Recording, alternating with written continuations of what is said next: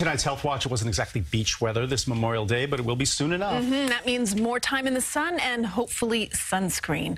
But what kind and how much? A lot, for me at least, that's for sure. Yes, you've got that fair skin. Yes. CBS 2's Dr. Max Gomez joins us now about a new study that seems to contradict some of what we've been told about SPF. Well, you know, what we've been told about SPF is actually still okay. It turns out that it's how we use the SPF that's the problem. Any SPF that's over 30, like 50 or 100, doesn't actually block 2 or 3 times more UV radiation. It's the way we use sunscreen that might make it worth spending the extra money on high SPF sunscreen. Here's why. Let's go. First-time mom Jessica Goldstein keeps 5-month-old Eloise out of the sun as much as possible. I want to make sure that she's completely protected. I don't want her to get any sort of skin cancer. For years, there's been debate about whether using sunscreen over SPF 50 really makes a difference. Now, new research suggests higher SPF sunscreens may be your best bet to avoid sunburn. A recent study in the Journal of the American Academy of Dermatology found that SPF 100 was more protective than SPF 50.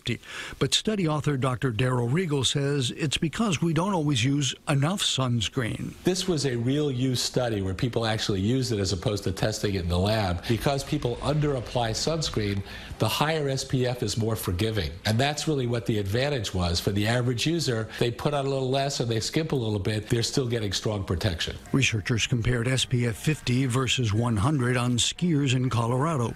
The study found the SPF 50 side of the face was 11 times more likely to burn compared to the SPF 100 side. Dr. Regal advises choosing a sunscreen that's SPF 30 or higher. You want to look for the words broad spectrum because that means it protects ultraviolet A and ultraviolet B waves. You want something that's water resistant 80 minutes. That's the maximum of protection. Although Jessica chooses shade over sun. As I got older and started really understanding what could happen, I realized that I need to be putting on sunscreen. And she now plans to reach for the highest SPF available.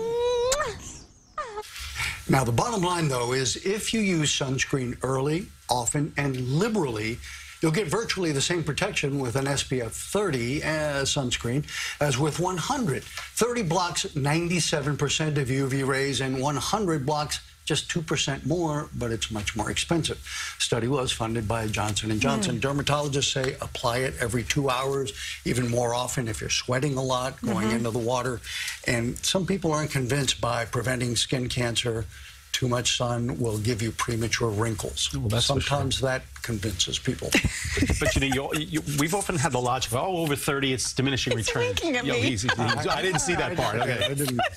Intense. Hey, I'm just saying. Yes. All right. All good, Dr. All right. Max.